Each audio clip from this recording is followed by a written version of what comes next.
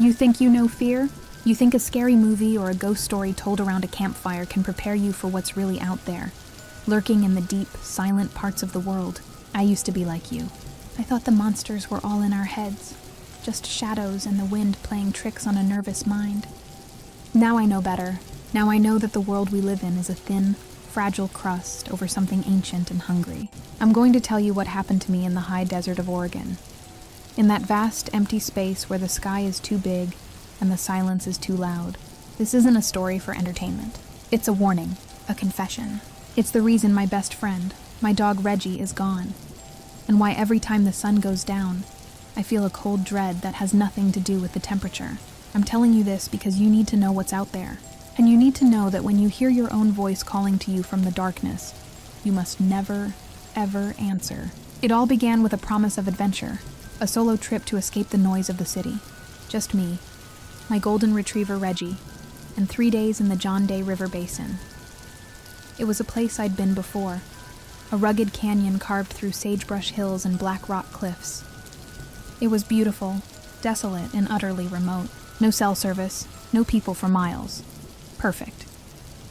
I packed my gear, my fly fishing rod, my shotgun for bird hunting, and a sidearm. Not because I was paranoid, but because I was practical. The canyon was home to coyotes and mountain lions, and while the coyotes wouldn't mess with me, a golden retriever is a tempting snack. I gave my girlfriend my route, a timeline, and a promise to call the second I got back into service on Sunday night. As I drove out before dawn, with Reggie's head on my lap, his tail thumping a steady rhythm against the passenger seat, I felt a sense of freedom I hadn't felt in years. The air was crisp, and a recent snowfall dusted the landscape, making the red and tan earth sparkle under the rising sun. We arrived at the Bureau of Land Management parking area, a lonely patch of gravel at the canyon's edge. The air was thin and cold, and Reggie was practically vibrating with excitement. He knew the ritual. The moment I put on my bird hunting vest and uncased the shotgun, it was game time. We hiked 6 miles down into the valley, following an old faded trail. The snowmelt made the ground muddy, but the scenery was breathtaking.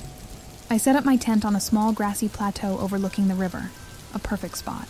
I gave Reggie some water and let him rest in the tent to warm his paws while I ate lunch and organized my gear. With the camp established, I left the heavy pack behind and set out with just my essentials and an ecstatic dog. The hunting was slow at first, but the sheer joy of being out there, with the sun on my face and my loyal companion quartering the brush ahead of me, was more than enough. After a few hours, we flushed a covey of quail and a couple of hen pheasants. By the time the sun began to dip low, casting long, distorted shadows across the canyon floor, we had 3 quail in my vest and were making our way back to camp. And that's when the world began to tilt on its axis. Reggie was about 20 yards ahead when he suddenly bolted back towards me. He didn't just trot back. He scrambled, his ears flat against his head, his eyes wide with a terror I'd only ever seen during 4th of July fireworks. He huddled behind my legs, pacing anxiously, his body trembling. My first thought was a cougar. My heart hammered against my ribs as I raised my shotgun, my finger instinctively finding the safety. I moved forward cautiously through the thick brush where he'd just been, Reggie reluctantly at my heels. I pushed into a small clearing just below the main trail and saw it. A flash of tan fur low in the grass. I swung the shotgun to my right, ready to fire, adrenaline screaming through my veins. Then I saw the hooves, and a face. It was a bighorn sheep, a ewe, lying in the grass, but something was horribly wrong. She was shaking violently, convulsing as if being electrocuted. Her eyes were rolled back, showing only the whites, and a thick, frothy drool coated her muzzle. She was clicking her teeth together rapidly, making a sound like a bag of marbles being shaken, and her breathing was a ragged, wheezing struggle, like a sick old horse gasping its last breaths. I scanned her for injuries, a broken leg, a gash, anything. There was nothing. She was young and seemed physically unharmed, but she was clearly dying in the most agonizing way imaginable. It was profoundly unsettling. I'd seen animals die in the wild before, but never like this. It felt unnatural, profane. I gave her a slight shrug, a silent apology. Mother Nature can be a cruel mistress. I had to physically drag Reggie away by his collar. He was fixated on the dying animal, a low growl rumbling in his chest. As we walked back to camp, I knew what was coming. The coyotes. Their howls would soon fill the night, a chorus of death as they found their living meal. The thought of hearing that terrible symphony, knowing the suffering of the ewe that would precede it, filled me with a grim sadness. Back at camp, I tried to shake off the unease.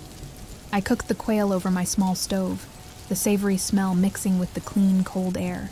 I shared some with Reggie, drank a little bourbon, and watched the last light fade from the sky, painting the clouds in fiery shades of orange and purple. The beauty of it felt like a lie, a thin veneer over the brutal reality I had just witnessed. The last thing I remember thinking before I drifted off to sleep was a prayer that the coyotes would be quick, and that their feasting wouldn't wake us. I woke up to an absolute bone-chilling cold.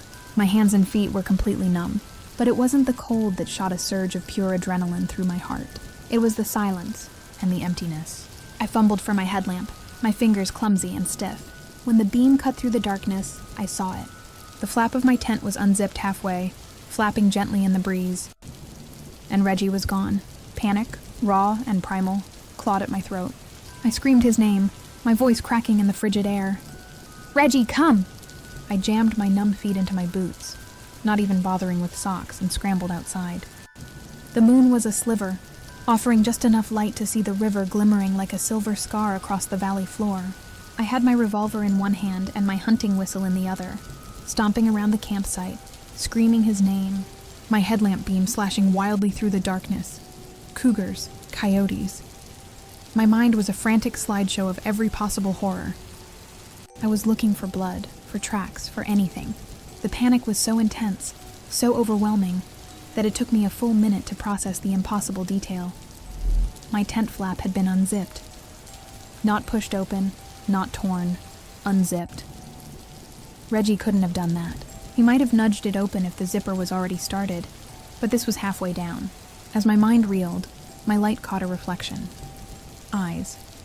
2 green points of light, peering over a large boulder about 50 yards down the slope from my camp. "Reggie, come!" "Get over here!" I said, my voice stern, pointing my revolver at the shape below the eyes. The eyes looked away, and the reflection vanished. Relief and anger warred within me. I bolted down the slope, slipping on the muddy ground. As I rounded the rock, I saw him. It was Reggie. He was sitting on top of the boulder, perfectly still, like a statue. He was staring out over the dark valley towards the river. He wasn't looking at me. He wasn't responding to my calls. He was just staring, shaking uncontrollably, his breath pluming in the cold air like smoke. "Reggie, what are you doing?" "Come on, boy, heal," I commanded, but he didn't move. He wouldn't even look at me. It was like he was in a trance, mesmerized by the impenetrable darkness before him. I had to climb up onto the boulder.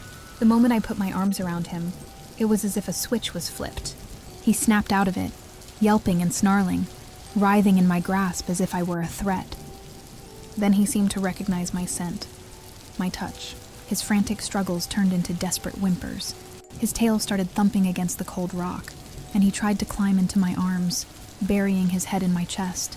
I picked him up, all 75 pounds of him, and jumped off the rock, trying to soothe his trembling body with my words. I was just outside the tent when I heard it, a sound that will be burned into my memory until the day I die. It's so hard to describe.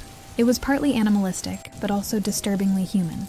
It sounded like a man trying to sing a single, long, mournful note. A sound like, don't, don't. But it was stretched, distorted, and rising in pitch with a terrifying, pleading urgency. I shoved Reggie into the tent and spun around, raising the pistol, pointing it down into the blackness of the valley where the sound had come from. And then, the valley itself seemed to breathe. A giant, powerful gust of wind, a physical force, erupted from the dark ridge and roared through the canyon. It wasn't natural wind. It felt directed, malignant. For the first and only time in my life, I thought I was going to lose control of my bowels. I could see the sagebrush and grass by the river quivering and flattening under the invisible assault. Reggie was barking hysterically inside the tent. I backed in after him, zipping the flap almost completely shut, leaving just a tiny slit to peer through. I tried to calm him, my hands shaking as I fumbled to load my shotgun. The demonic exhale of wind subsided as quickly as it had begun, leaving an even deeper, more profound silence in its wake. Reggie curled up in my lap, whimpering, while I sat there, revolver in one hand, shotgun pointed at the tent flap, my heart trying to beat its way out of my chest. I looked at my watch. It was 3:50 a.m. I spent the next 2 hours in that tent, wide awake, trying to rationalize what had happened. The wind, a microburst. They happen in canyons. The sound, a wolf maybe, a swan, some animal I wasn't familiar with. But I couldn't explain Reggie. I couldn't explain the way he was transfixed on that rock, staring into nothingness. And I couldn't explain my own terror. I've been in tense situations in the backcountry before. I've dealt with predators, injuries, avalanches. I'm not a Navy SEAL, but I know how to handle myself. I have never, in all my life, been that horrified. When the first hint of daylight finally spilled into the valley, it felt like a pardon. My nerves were still shot, but the light brought a sliver of courage. I zipped Reggie securely into the tent and went to inspect the area. Nothing. No strange tracks, no signs of disturbance other than my own frantic footprints. The ordinariness of it all was almost as scary as the events of the night. I made coffee, my hands still shaking, and sat there just looking at Reggie. I kept replaying it in my head. The unzipped tent, his trance-like state, the impossible sound, the malevolent wind. I had logical explanations for most of it, but they felt thin and hollow, like lies I was telling myself. The one thing I couldn't explain away was my dog, the sheer, freakish terror in his eyes when he snapped out of his trance. I decided to pack up camp. I wasn't ready to bail on the whole weekend yet. I didn't want to let a weird night chase me out of the wilderness. But I wasn't staying on that plateau. As I was stuffing my sleeping bag into its sack, I heard a noise, a scuttling sound in the rocks up the valley, above and to my right. Reggie heard it too.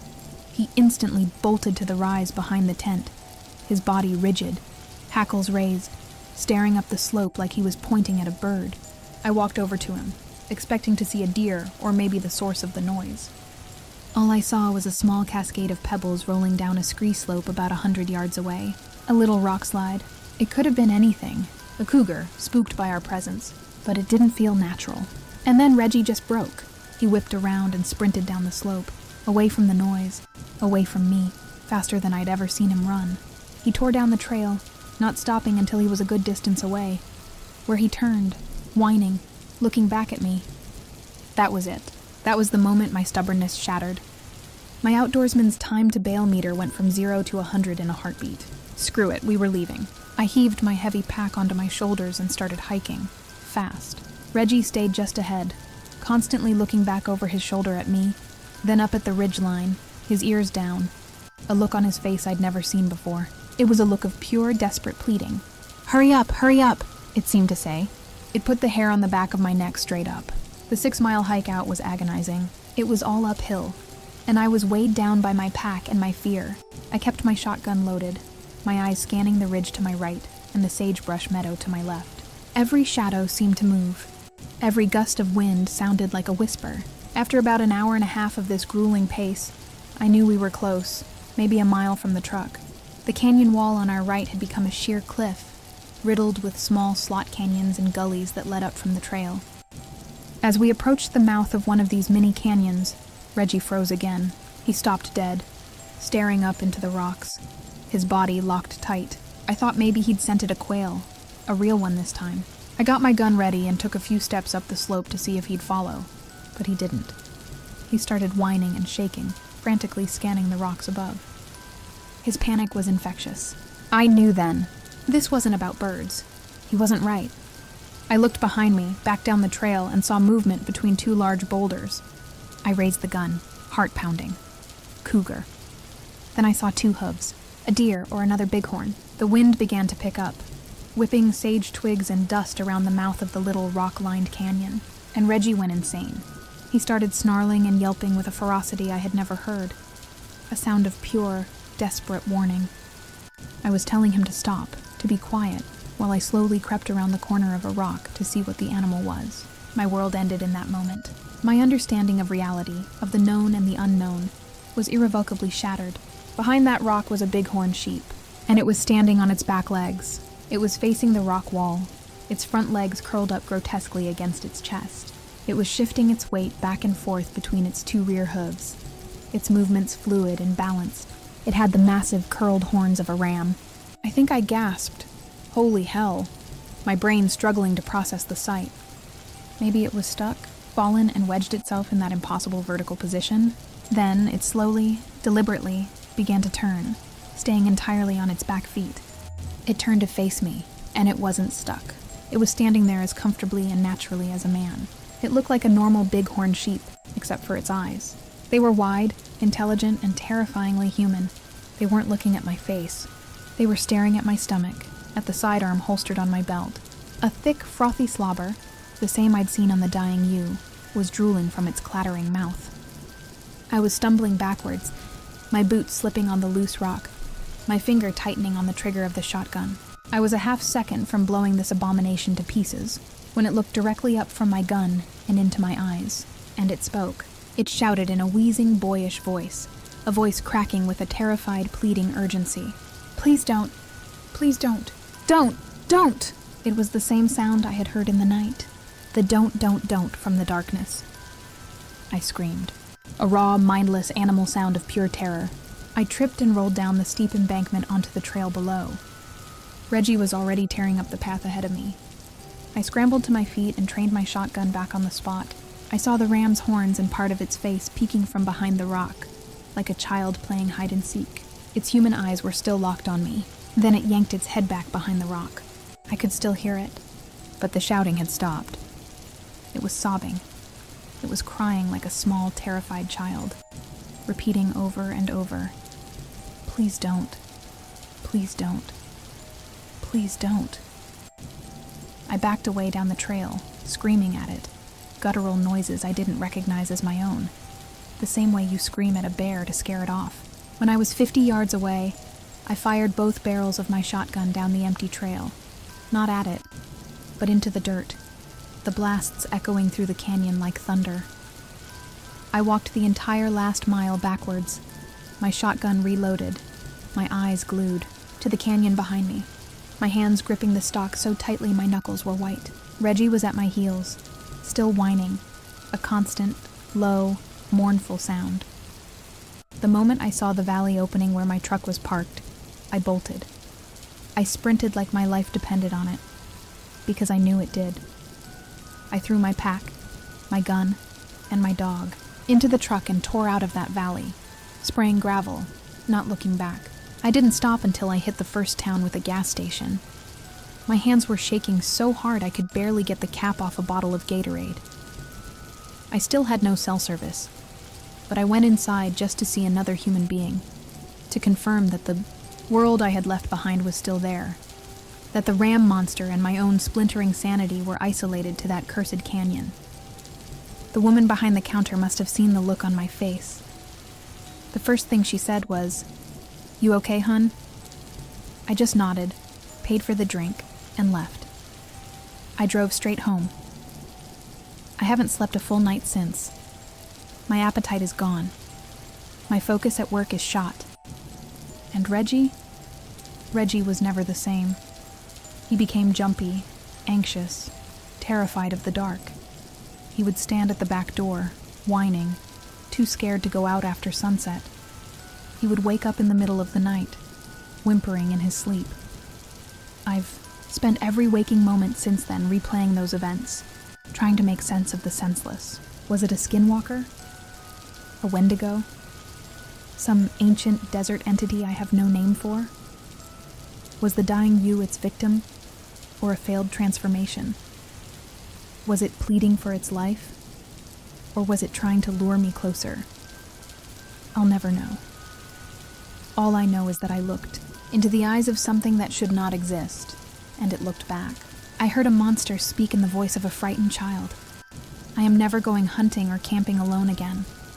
I am never setting foot in the John Day River Basin as long as I live. The wild places of the world hold secrets we are not meant to discover. Some things are better left undisturbed, in the dark, silent corners of the map. Take it from me. Stay out of the deep woods. Stay out of the empty canyons.